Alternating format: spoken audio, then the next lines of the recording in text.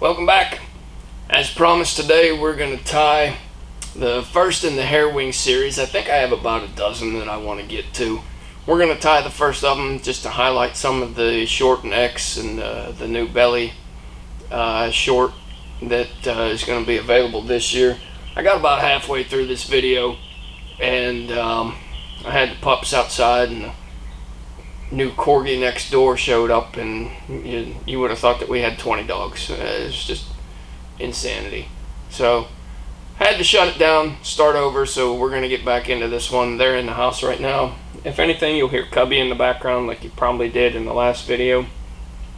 She can't stand not being out where the action is and being able to terrorize shit. So that's what it is. One of these days I'll have a spot hopefully a little more conducive to filming, but for now this definitely works, minus the little extracurricular noise in the background. But anyhow, today we're going to do a Biot-Bodied Baetis Comparadun. I'm going to tie it in a 16, just like I typically do on the videos, on the bigger side of what I'll typically tie a Baetis, but this way it'll show up a little bit better, you know, in the back camera and everything, which hopefully my monitor's out, so hopefully I keep my shoulder out of it as best as I can. I know I didn't do a great job on it on the hair video, but we'll give it a shot here. So I'm gonna flip the screen around so I can just peek back every once in a while. So I'm just going to start with a little thread base here, set that down, and then I'm just going to use some dun hackle fibers for a tail. You can use Coke de Leon, you can use like I'll show in one of the videos here, you can use some X fine hair if you want, but I'm just going to use this, maybe 5 to 7 strands. We'll see here. I may pick a little bit of that out. Yeah, that's probably going to work. Actually, I'm going to take a little bit out there. Yeah, so probably 5 to 7 strands, somewhere about that. I'm going to take it just slightly longer than the length of the tail, and then I'm going to set that in. Then I'm going to use those strands as part of my taper. You're not going to get a huge taper out of that, but it's better than having a bump here at the back if you just cut it straight off. So I'm going to go up to about my 2/3 point and just cut that off, and then bring that forward slightly.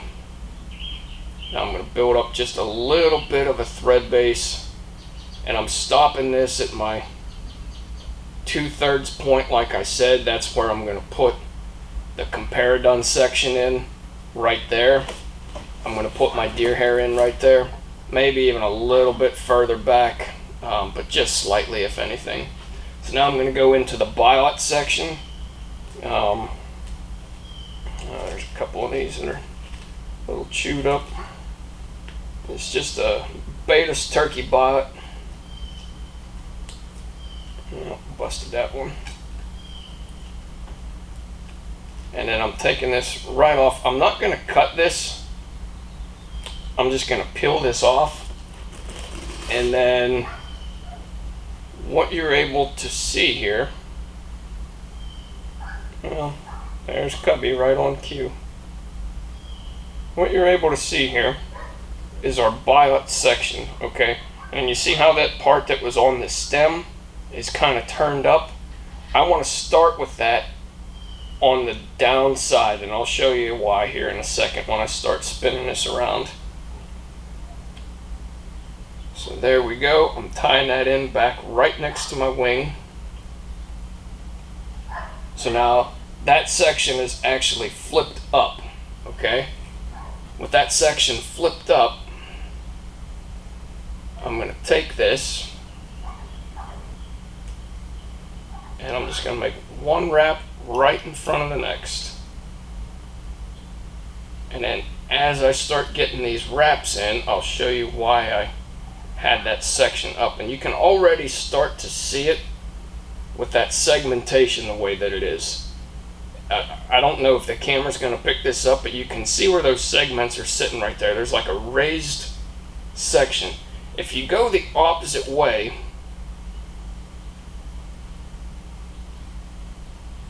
it's going to have a tendency to want to flatten itself out. The wider that this gets, it's going to have a tendency, because that back section is because that raised section is toward the back, it's not going to fold over on itself and smash a portion of that raised section, okay? If you were to flip that around the other way, the back would look really good, the front section would start to lay over on itself, and then you wouldn't have that raised portion. As always, absolutely means nothing to the fish, but from the tier's perspective, it just makes it look a little bit cleaner, in my opinion. I like the way that it looks. I typically try and do my Biot-Bodies that way. That tail maybe is on a little bit of the long side. That's not terrible. I didn't split it or, put it into threes or anything like that. That's just enough right there to serve the purpose for the tail. Cubby's acting up in the back again, as always. That little shit. So next I'm going to take, this is just a cross section of one of the short fine hides I dyed this year. You can see there's a wide variety. This is the blue dun color that's going to be available later.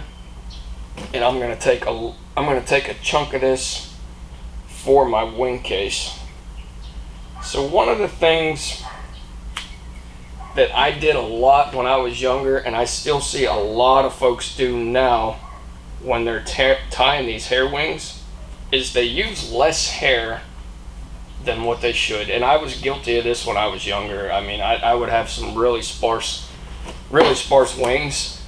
Especially in the Comparaduns. Take more than what you think you're going to use or what you're going to need. One, because you're going to have some drop, and two, this section back here isn't being tied in, okay? Like, oh, that's going to be cut away. This is this is probably up closer to an inch on the short fine, but still very phenomenal short fine hair. A lot of this is going to be dropped out, and you're really only using these tips right there, okay?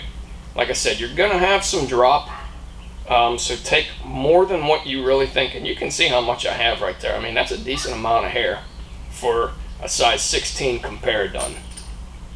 So now I'm going to take this, I'm just going to throw it in my stacker. And it's pretty much filling up this small stacker. I don't know what happened to that small swinger stacker I have, but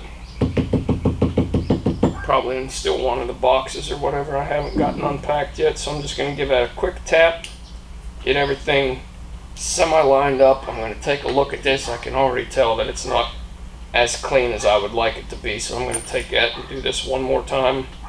Damn cubby will not shut the hell up.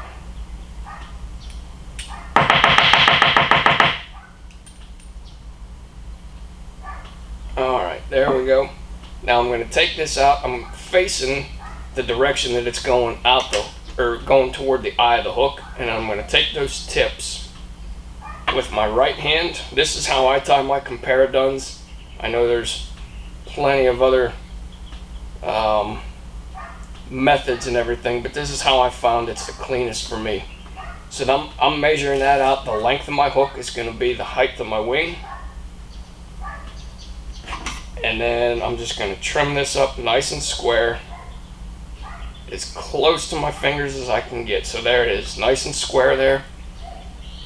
I'm going to set that down, and this one's going to be done the style that you'll see Charlie Craven do his Comparaduns a lot. Typically on a Comparadun, you'll tie your hair in first and then the body goes over top of that. This is going to be more so a caddis style. So I got those two clean wraps, and we're going to leave that section right there for a little bit of extra flotation, a little bit of a taper on the body section, okay? Now we're going to leave that section right there. I have two wraps on there. I'm just going to pinch that with my left hand now and really pull that down tight. Give it one more wrap. And then everything's clean, everything's still on the top. Now I want to peel this back, and I want to capture some of that. I want some wraps on the bare hook, okay? Once those wraps are on the bare hook after going around the deer hair, you're not going to have that tendency for the hair to want to fold from one side to the other on you. So now you can see that standing up nice and straight there. Everything's pretty clean. We've got that nice blue dun color for our wing set. Then I'm just going to wrap this back into that hair to stand it up slightly. I'm going back, just pushing that thread back, standing that hair up. I'm not really worried about how it's setting right now. I just want it set pretty much straight up and down, okay? And it's going back into that section like you tie in a caddis. When you tie that caddis head in, you leave that bulbous hair section on the front side. Here it's on the back side, okay? So there's that. And then I'm just going to take a little bit of dubbing wherever it's at here, just the slightest amount of dubbing, and I'm going to cover up those thread wraps. I'm going to make that thorax section just kind of taper down toward the head. Like I said, the slightest amount of dubbing possible, just enough to really cover up your thread there. And then I'm going to go right in front, just kind of clean that up and bring a taper down toward the head. Now, because I have fat fingers, I'm not going to try and whip finish by hand on a size 16. I'll fumble all over the place on that.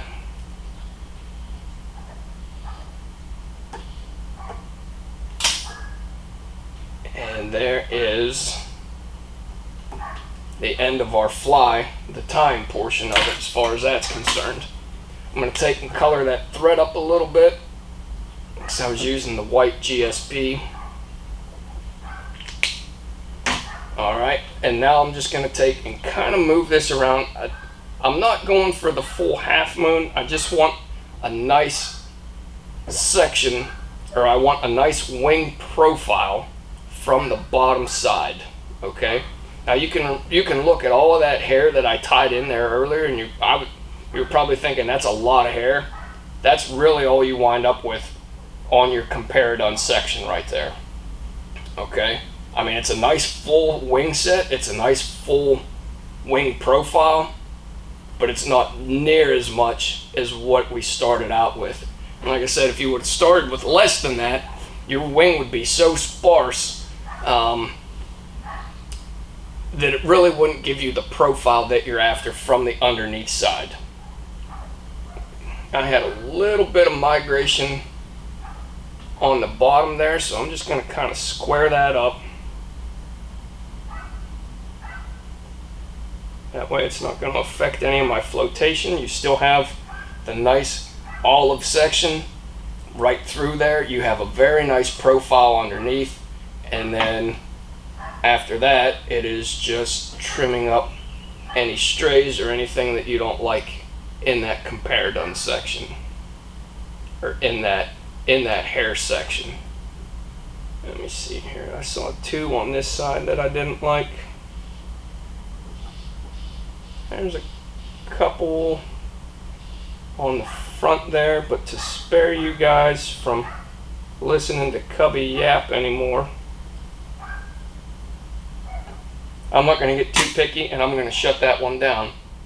So there is your Biot-Bodied Baetis Comparadun. That's with, like I said, the blue dun hair that'll be available this year. Solid color for all of your really early season mayflies. You know, your Baetis, your BWOs, even into some of your PMDs. It's probably a little dark for the PMDs, but like your Quill Gordons, any of stuff like that. Solid blue duns, obviously. But it's just a solid color and something that wasn't available last year, but like I said, we have now. Really good for a bunch of sparkle dun stuff, very short tips. Yeah, just a solid all-around short fine hair. Let me know if you guys have any questions, and we'll catch you on the next fly.